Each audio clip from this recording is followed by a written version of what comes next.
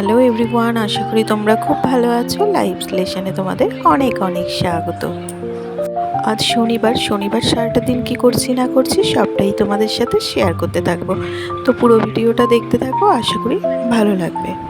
আজ হচ্ছে third Saturday, তাই বোঝো স্কুল আছে।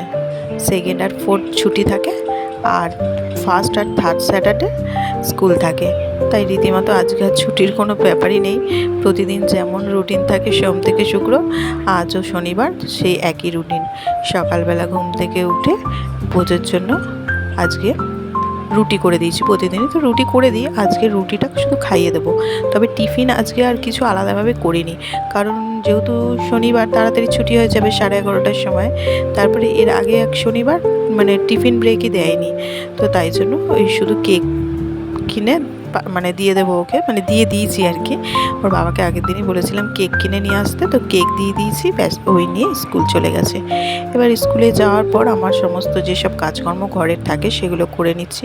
আশিবাসি কাজকর্ম তো সকালবেলাই হয়ে যায়, ওগুলো বোঝো যাওয়ার আগে, মানে টুকিটাকি যেগুলো আশিবাসি কাজকর্ম। তো তারপরে এই যে ঘর পরিষ্কার করা, সমস্তটা ঘর গোছানো, সেসব কাজকর্মগুলো সবটাই তো পড়ে থাকে। সেগুলো তো ও যাওয়ার আগে আর কমপ্লিট করতে পারি না।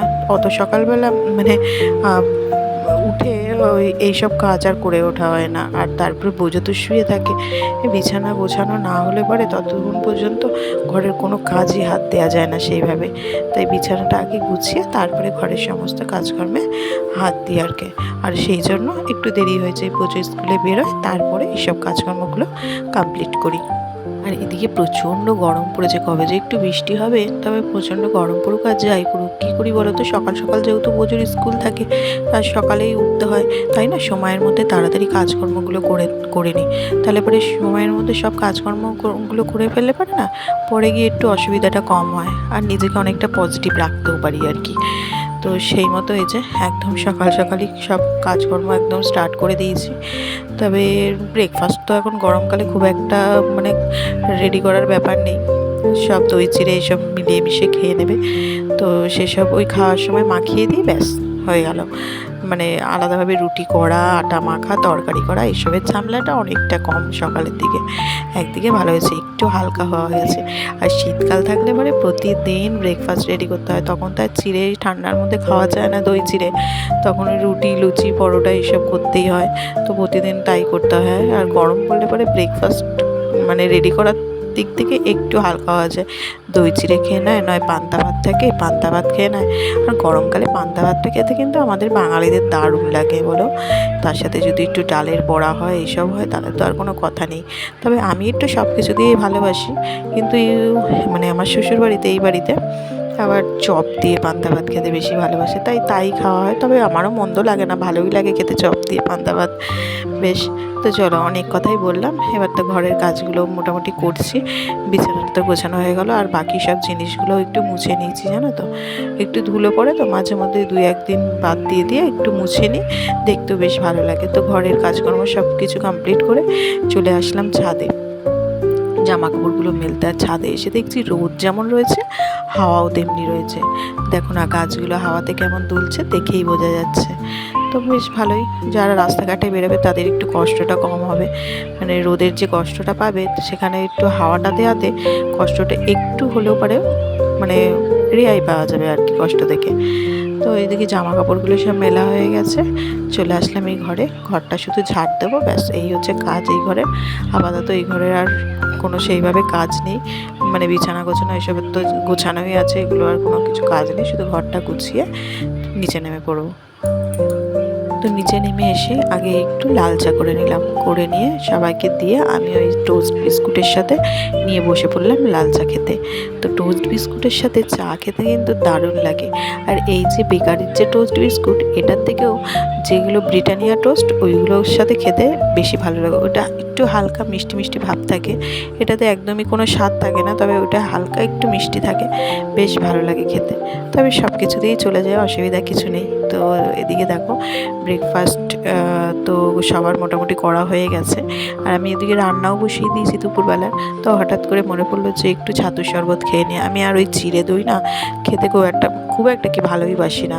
সবাই খায় ওই মেখে ঝুঁকে, আমার ওই মেখে ঝুঁকে খাবার খেতে একদম ওই চটকে চাটকে ভালো লাগে না, কলা দিয়ে মেখে দই দিয়ে মেখে, তাই আমি খাই না ওই জিনিসটা।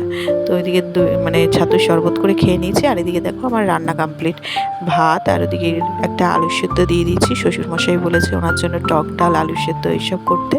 তো এখানে এই যে সকালের একটু চপ মাখা রয়েছে, পান্তা ভাতও খেয়েছে, মানে পান্তা ভাত কিছুটা ছিল, একজন পান্তা ভাত খেয়েছে, বাকিটা চিড়ে দই এসব খেয়েছে। কাঁকরোল ভেজেছি, আর এদিকে লাউ শাক পোস্ত, তারপরে মানে আমের চাটনি, এদিকে রয়েছে আম দিয়ে টক ডাল, আর আলু সেদ্ধ মাখবো বলে এখানে আবার শুকনো লঙ্কা নুন দিয়ে গুঁড়ো করে রেখে দিয়েছি গরম অবস্থায়। আর করেছি হচ্ছে শুক্তো, আর শুক্তো পাতে পড়লে বরমশাইয়ের আর কিছু বিশেষ চাই না, খুব ভালোবাসে শুক্তো খেতে। ওদিকে দুপুরবেলা খাওয়া দাওয়া করে একটু শুয়েছিলাম, বেশিক্ষণ আর শোয়ার মানে জো নেই, কারণ হচ্ছে আজকে শনিবার বিকেলে বোজোর অ্যাবাকাস আছে, মানে অ্যাবাকাসের ক্লাস আছে। তাই এই যে 4:30 বাজে রেডি হয়ে নিয়েছি, আর বোজোকে ড্রেস পরিয়ে রেডি করিয়ে দিয়েছি। এখন গিয়ে একটু শুয়ে রয়েছে, আসলে কিছুক্ষণ হয়েছে শুয়েছে তো ডেকে তুলে দিয়েছি, সেইভাবে মানে ঘুমের ঘোরটা আসলে কাটেনি।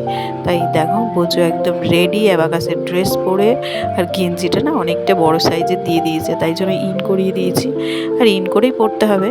তো যাই হোক, এই যে রেডি একদম, তো বেরোতে হবে। চলো এবার বেরোনো যাক। এই যে ব্যাগ নিয়ে নামছেন বাবু, ফার্স্ট টাইম আজকে ড্রেস পরে অ্যাবাকাসে যাচ্ছে। আসলে আগের দিনই ড্রেসটা দিয়েছে, দুদিন কালার ড্রেস পরেই গেছিলো, তো আগের দিন ড্রেসটা দিয়েছে বলে আজকে পরাতে পেরেছি।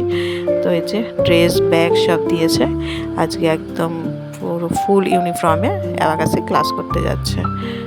তো আমরা এদিকে দেখো বেরিয়েও পড়েছি, তবে ওয়েদারটা বেশ ভালো আছে, দেখছি একটু মেঘলা মেঘলা মতো করেছে, খুব যে রোদ রয়েছে একটা তাপ রয়েছে তা নয়, আর হাওয়াও রয়েছে বাইরে, জানো তো ভালো।